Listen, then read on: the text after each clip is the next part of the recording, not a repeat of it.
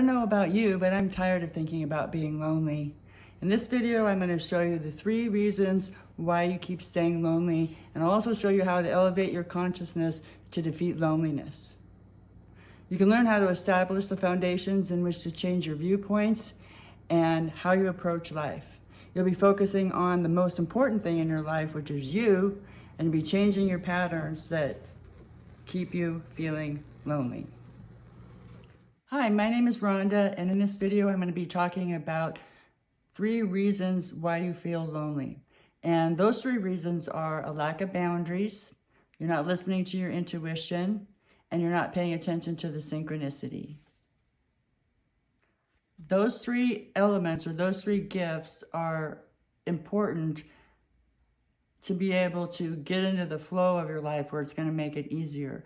Is you have to trust the process of implementing these things in your life. And say, let's go to start with the boundaries. It's like, do you have boundaries or do you not have boundaries? Boundaries are the barriers or the protective layers that we visualize around ourselves, and we make decisions based on past decisions that are set up to protect us. There can be personal boundaries, which are, how much you're going to drink or eat or spend on social media. And then there are the other boundaries that need to be firm in our interactions in society.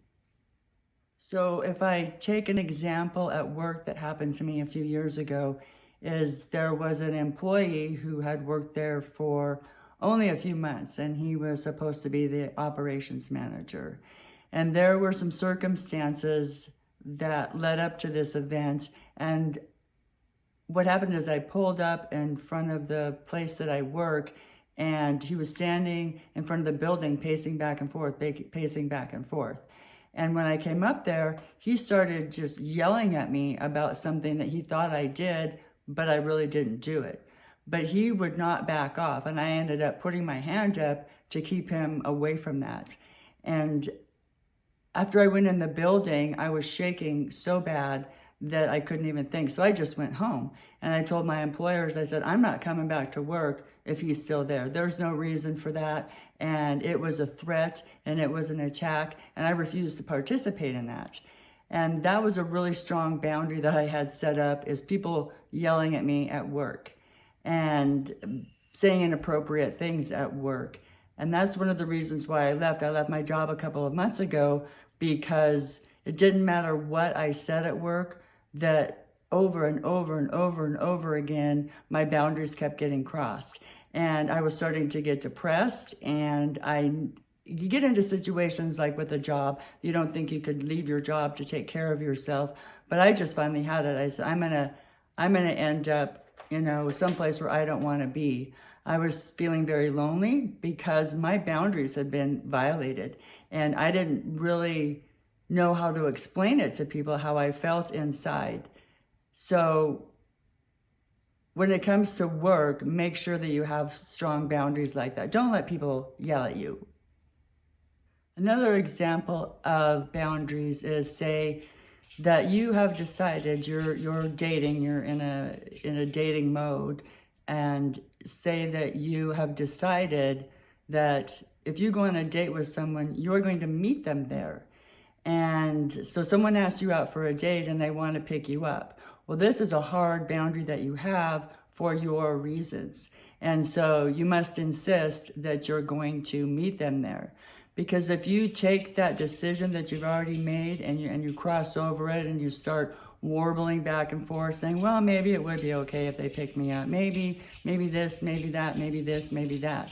Well, there's where that little inkling of intuition comes in too, when you have that set boundary, and you're going to hear this voice in your head that says, no, you already decided this is what we're going to do. You don't want to go through life having a lot of regrets. I have a lot of regrets, but I'm trying to minimize those in my future. And just think, if you were to cross that boundary and go with this person and get in their vehicle, you've just lost all the control of those boundaries that you set for yourself. You are now no longer independent. You're dependent on someone with a vehicle. You're dependent on this person that you hardly even know, and you're dependent on this person for what time you get home. And that's just one situation with dating, because that's a boundary that I had put. If I'm dating, I am not going to let them pick me up. Although, decades ago, it used to be where if I was on a dating when I was a teenager and someone didn't pick me up, that was almost insulting, because at that time, and I was obviously younger, but at that time it was the parents wanted someone to pick up their child so that they could meet them and see what they were like and get to know them. And that seems to have kind of gone by the wayside. And so we really need to protect ourselves with our boundaries when we start looking at our relationships. There's another boundary that we need to come up with our friends. So let's say that you are all settled in and you're ready to have a nice quiet evening. You've got some popcorn, you're going to watch a movie, or you're going to read, or whatever it is that you decide to do. Go for a walk by yourself. And one of your friends calls and says, hey, no, this is what we're going to do. We're going to go out and you should go with us, and keeps pressuring you and pressuring you and pressuring you. Well, if you have those boundaries or that decision-making process that you can stand by, you should be able to just tell your friend, no, not tonight. I'm just going to stay home. I just feel like staying home. Unless you have a really, really soft boundary with that, and you could kind of go one way or the other. And part of the process of regretting something is based on those decisions, where if you decide to stay home or if you decide to go with your friend, would you regret one or the other? If you stayed home, would you regret not going out with your friends and hearing about how much of a great time there was? Or would you regret not staying home because you were really tired and you just wanted to chill and you wanted to hang out? So it depends on your boundaries and how strong they are. There's nothing right and there's nothing wrong. It just depends on the decisions that you make and what you want to do. And following boundaries, remember, this is a trust the process that I believe in. And the next thing is implementing, recognizing that intuition. And your intuition will be stronger if you have boundaries. Because if you don't have boundaries, we all have intuition. It just depends on whether we look at it or not. But if you think of a boundary, like a solid circle around you, and when you get intuition, it kind of glides around that circle. If you don't have strong boundaries and your lines are all wiggly and how I can't make a decision, then your intuition is going to be popping up here and there based on your boundaries. And so if you don't have firm boundaries, your intuition is going to be kind of wishy-washy, and you're not going to trust it. If you have a stronger boundary, you're going to be more inclined to trust your intuition because you have those strong boundaries.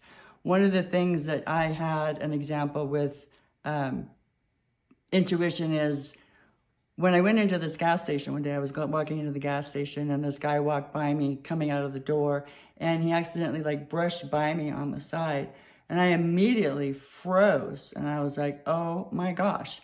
And I got inside the gas station and I just had to stand there and say, what just happened? Because I remember when he walked by me, his eyes were black, and I felt the most intense evil, which is why it stopped me in my tracks. I wasn't expecting it at all. So I've learned after that, I don't really like strangers to touch me because I never know what kind of reaction I'm going to have or what kind of person, but I can kind of pick up on different people and how they are. And it was pure evil. This guy was just pure evil. And it's something that, intuitively in my intuition, it didn't skip a heartbeat to let me know that there was danger nearby. And another shorter story is, I live in Bozeman, Montana currently. And a friend of mine and I were up in Big Sky, and we were going to go into this little marketplace that was up there, and they were doing some remodeling. But so we went to walk in the store, and I got about, 8 feet into the store, and something just told me, no, I'm not going in there. So I turned around and walked back out of the building, and my friend was up there, and she comes out, she's like, what are you doing? I said, I'm not going in there. I said, I don't know why, but my body says, don't go in there. So if you want to go in there, I'll just wait out here. And I never really did figure out why. And I don't think it really matters, because I just listened to it. I just trusted it. I don't know what it was all about, but I was like, oh, I trust this. I trust my intuition, and I have some strong boundaries. And so my intuition is working on those boundaries with me. So I just didn't even go in there. Another weird situation I had was when my son was dating a young lady. Her name was Christina, and they had the worst time, and it was chaos, and it was drama, and it was just something else. And finally, he was able to separate from her and get away from her. It was a while later, 6 months to a year later, I was in a restaurant, and she saw me there, and she recognized me, and she came over and she gave me this big hug, and my heart, about jumped out of my chest. And, I felt like it stopped and just jumped out of my chest. And I was like, oh my gosh, I was 100% right about this person, because she had very narcissistic tendencies and personalities. And what was really interesting is when she gave me that hug, she knew that I knew. And as we flow through boundaries and intuition, we come up on synchronicity, which are those messages, those coincidences that aren't coincidences. And I don't believe that there are coincidences. I think everything, has meaning. It might be the meaning that other people give to them, but they have meanings. And one of the things with synchronicity that happened with me was regarding a rescue dog that I have. He passed away. His name was Magic. And I was on social media, and I came across this rescue site in San Bernardino, and they post all the dogs. It's absolutely horrific. It's a high kill shelter, and it's hard for me to look at it sometimes. But I saw this one dog that was behind a cage, and he looked so peaceful and so, just kicked back and stuff like that. He was in solitary confinement because he had some sort of a skin thing going on. And I just kind of followed him, and he kept popping up in my feed. And I thought, I'm going to check into this dog. I'm going to check into him. And I went there, I went onto the site, and there were pictures of him. They said they were taking him out into the play yard because they were going to euthanize him.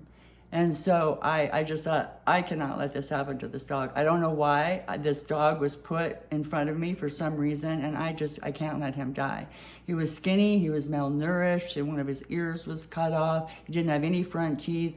It was a very sick dog. But I was able to get a hold of the volunteers and talk to them and build their trust and let me adopt them. So I had the work of all these volunteers who pulled him from the shelter at about, 3 minutes to 5, at 4:57 of the day he was supposed to be euthanized. They were able to get him out of the building. And they took him to a vet in San Bernardino, where they had him checked over and everything. And he was so sick, he had to stay there for a month. But the way that it works in San Bernardino that I know for is they have rescue organizations. Where I live, it's like a no-kill shelter, very well run, very organized. But in these other areas, they have rescues that pull the dogs. And people make pledges on social media to help out rescuing these dogs. And although I wasn't a nonprofit organization pulling the dog, the people that had made these pledges honored their pledges, and it paid for a month worth of him staying in the vet until he was healthy enough to come back to Montana. And after the month, one of the volunteers in California met me in Las Vegas, and that's where I picked up Magic and brought him home. And I wasn't quite sure if I were to call that synchronicity, but it was, because there were just certain things that flow, that energy. I was in the right flow of that energy, and everything just came together and worked out. And Magic ended up being a fabulous dog, a fabulous day. I was able to get him healed, and he was the most mellow dog. He was a Rottweiler German Shepherd. And I think rescuing him did more for me than it did for him. I'm not sure. But he passed away in September 2022, and I miss him dearly. But it was that synchronicity and those steps that I was following. I wasn't quite sure. I'm like, why am I doing this? Why am I getting this dog that's, 1,000 miles away? And why this dog? But it ended up being that dog was there. We were there for each other, but he was also there for me because it gave me a purpose. And I don't remember really ever being lonely when Magic was alive. I mean, not to the depths that I have been sometimes, but it really gave me a purpose in life. So as you start the process, trust the process of establishing your boundaries and trusting your intuition and watching out for that synchronicity. I believe it has to happen in that order. That's the order that it happened in for me, and that's what worked. And it helps me live in the present. And during this whole process, guess what? I wasn't as lonely. I was focused on myself and community and setting boundaries and recognizing my intuition. So I really didn't have time to be lonely, and that was great, because loneliness is not what I want to give my time to. And what I want to give my time to is living in the present. And learning how to do that is not an easy task. In my previous video, I said, depression is caused by living in the past, and anxiety is caused by living in the future. So we bring them together in a way that we work on ourselves, that we start living in the present. It's like wherever your emotions are, whatever you're thinking about, whether it's past, present, or future, wherever your emotions are, that's what you're living. You're not living in the present. You're living wherever your emotions are. So wherever your emotions are flowing and wherever they're at, that's where you're living. And if you'd like to live in the present, then that's why we need to work on ourselves. And part of living in the present is to recognize your thoughts and where your thoughts are going. So if you're in the present moment and you're planning for your future, you're still in the present moment. You're just making plans for the future.